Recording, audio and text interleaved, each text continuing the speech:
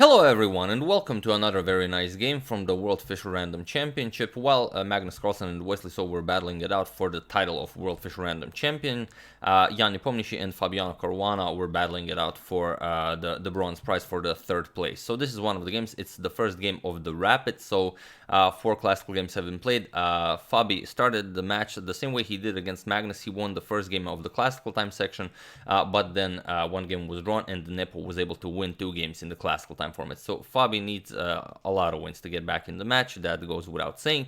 But before we check out the game, I would just like to invite everyone to check out a beautiful song by legendary Grandmaster Henie Onstad. The link to it will be the first thing you see in the description below. It's a song about Bobby Fischer, well, dedicated to Bobby Fischer, but about Bobby Fischer and Fischer Random. It was, I don't know when it was made, but the video on YouTube was uploaded in 2018, and Torre in the video states that he would very much enjoy that Fischer's dream comes true, that, that FIDE recognizes that Fischer Random should be an officially recognized event. And here we are covering the first ever official World FIDE World Fischer Random Championship, officially recognized by FIDE, so I thought it was just a very nice idea. And the song is beautiful. I've listened to it a few times on repeat. It's not an original song, it's a cover, but still, it's just very nice. So the first thing you see in the description below, you can even check it out before watching the game. You will, nicely get into the mood for the Fischer Random. So, for those of you who listened to the song and got back, congratulations. You are an excellent, follower of suggestions. And for those of you who just want to enjoy the show, let's go. So, Nepo with the white pieces opens with f4. We discussed yesterday, it's the same position as Carlsen and Caruana had in the Rapid games, where knight b3 and just f4 are the favorite moves here, because your a2 pawn is weak, and also you want to start with this to attack black's weak a7 pawn. And this is what Nepo will use. This is a weak pawn, and this is a weak pawn, and Nepo will very quickly develop his pieces to try and attack those weak pawns, as you'll see in the game. So f4, already going after the weak a7 pawn. Fabi defends it, and now knight to b3, as of course Nepo is expecting f5 or f6, that Fabi will also open up his light square bishop, and now queen to g3, again just going for that weak pawn. So queen to g3, g6 defending, and now e4. We have c6 by Fabi, bishop to e3, and now bishop to c7.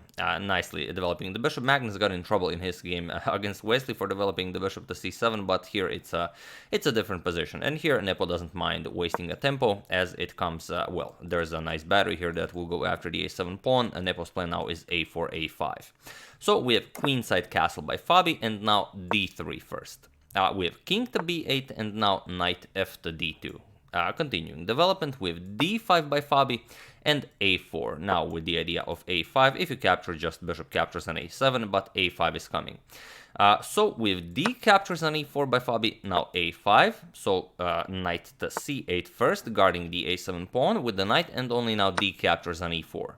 We have e5 by Fabi, and here Nepo doesn't want to wait for captures on f4. He doesn't want to trade the dark square bishops at once. So first f5. G captures on f5, E captures on f5, and now bishop to d5. Just developing the light square bishop, maybe considering rook to g8 to go after the g2 pawn, where you might have some problems. You cannot play g3 because the rook is still on h1. So first Nepo gets the rook out of the way. Now if rook g8, you can always push g3. Fabi goes h5.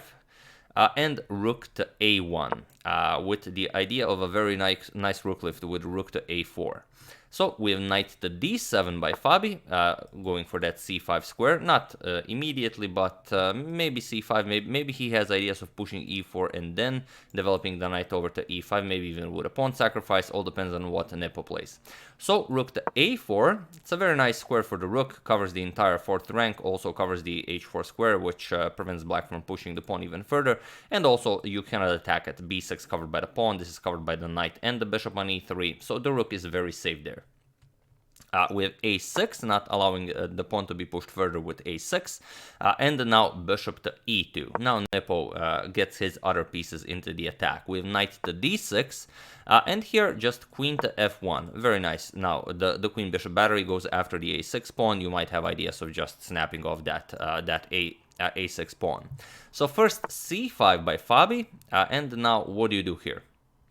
Well, capturing on a6 would be a bit too early, so first rook to h4 by Nepo, transferring rook over to the king side, and now rook to c8.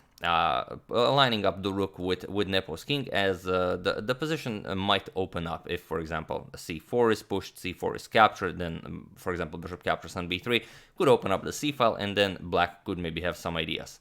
So rook to d1 first, lining up the rook with the undefended bishop on d5, and now queen to g8, defending the bishop and also threatening the g2 pawn. So Nepo just pushes g3, and now e4. Fabi clears the e5 square for his knight. We have knight captures on c5. The c5 pawn is under attack, but there's no way for Fabi to actually defend it, so you have to give it up. So e4, knight captures on c5, and now knight to e5. Fabi brings the knight deeper into the position. We have knight d to b3, and now knight d to c4. So attacking the bishop here, and here Nepo could decide to go bishop g1 to keep the tension going, but he decides for a very unique idea. Bishop captures on c4, knight captures on c4, and now bishop to f4, offering a trade of the dark square bishops, and now rook to h7. Adding another defender, hoping for captures, so the other rook can come to the c file as well. But here, Nepo goes king to b1, and it's a very important move. It's not really an important move, but it is. The idea is Nepo wants to go knight to d6, and here he could run into some problem after after knight to e3 with an attack on both the rook and the queen. And here after bishop captures, you get bishop captures on b3, and now after c captures, now you get the discoveries as the king is on the same file as the rook. So let's say bishop captures on g3, will pick up the rook after the king moves. King b1, bishop captures here. Okay, you still have queen f4 check, and white will still be better here, but you don't want to, it's a rapid game, you don't want to overcalculate it, so just king b1 first, and it is the more precise move. So king to a8, Fabi also gets his king to a safer square, and only now knight to e6. So here knight to e3 is pretty much pointless, as the king no longer occupies the c1 square. Bishop captures on e6 with f captures on e6, now creating a wonderful passed e pawn, and the bishop captures on f4.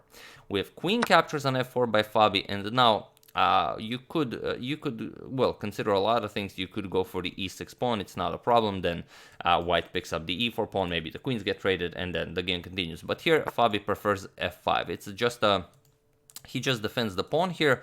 But here Nepo finds a very interesting idea. He plays rook to d7. So what do you play here? There aren't a lot of moves you can play. This rook doesn't have a good move. The queen doesn't really have a useful move, because now you cannot capture because the rook is hanging. If you capture with the rook, then you create an even stronger passed pawn. For example, rook moves, queen to c7 comes with an attack on the knight. Knight to c5 is coming. The b7 pawn will be threatened. It's just a very ugly position for Fabi. On the other hand, after rook to d7, you could block, maybe go rook d8, but then just rook captures, and queen captures on f5. Eliminating this pawn, you're going to lose this pawn. The rook is under attack, you're going to lose the h5 pawn. You still have your passed e pawn, so this will be winning for Nepo. So here, Fabi played the most incredible move of the game, and I don't know. Either it was a case of double blindness or something. Either it was the greatest bluff ever played, but he played rook to h6. He offered an entire rook to Nepo, and well, I had to stare at this for a while to decide what was going on.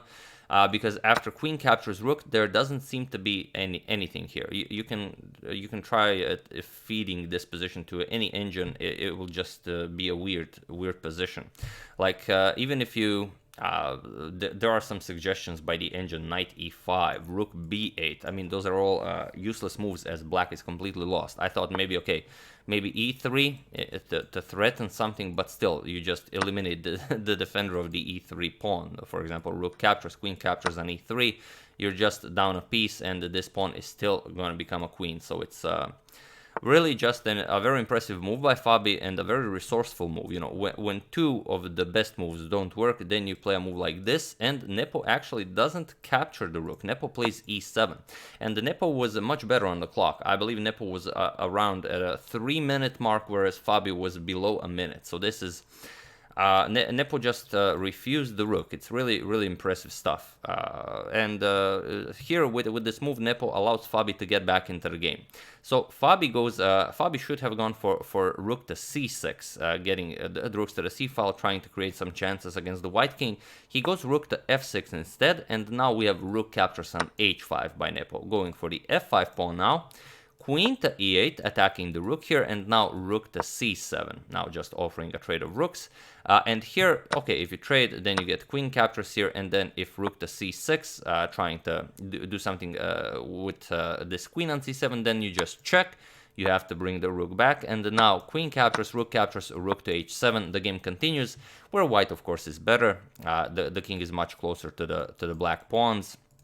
And you can also start pushing your h-pawn, and it would probably be better. But Fabi went for e3, and here's where Nepo really takes the game. He plays rook captures on c8, queen captures on c8, and now just, of course, you'll see the move, queen captures on c4. Congratulations on spotting it. And it was in this position on move 35 that Fabiano Caruana resigned the game. And this is, like I said, the first game of the rapid section, and Fabi did not win a single game during the rapid section. The only game he won was the first game of the classical time section. Here, I believe, 2 games were drawn and 2 games were won by Nepo. So by winning 2 games in the rapid and 2 games in the classical time section, Nepo takes the match without even reaching the blitz format, with a final result, I believe, of 12.5 to 5.5, which is very impressive against a player like Fabiano Caruana. So that's the game. I do hope you enjoyed it. Do check out the link. Beautiful song by legendary grandmaster Henie Onstad about Bobby Fischer and Fischer Random. It only has 1,000 views, so I would really appreciate it if you guys checked it out. It's just a wonderful song. I'm sure you're going to enjoy it. So yeah, that's he resigned because you don't have a move here. You're down a piece. If queen captures, then you just promote to. You don't even have to grab a queen. You could grab a rook. White is so much better. King a7, you just go rook here, threaten mate, and there is no defense against mate here. You can give one check, king moves, and still rook to a8 will be check. You could try b5 to create something for a king to run away, but then you just get rook e7 mate, so still just the pawn still covers the b6 square. So yeah, after queen c4, Fabi resigned, and Nepo is number 3 in the world officially in the official random chess. So yeah, congratulations to Nepo and also to Caruana for reaching this far, the top 4 players in the world. I would like to thank Murray Sondergaard, Herlos Cure 2020, Gregory Breed, William Debrin, and Yashar Topchi for a contribution to my channel. Thank you a lot, I really appreciate it. As usual, you can check 2 of my previous videos here. Thank you for watching, and I will see you soon. We're continuing checking up on your wonderful suggestions, and probably tomorrow we will have our vote on the next big saga. And do check out the link in the description below. It's just beautiful. So thank you all. I will see you soon, and have an excellent rest of your day.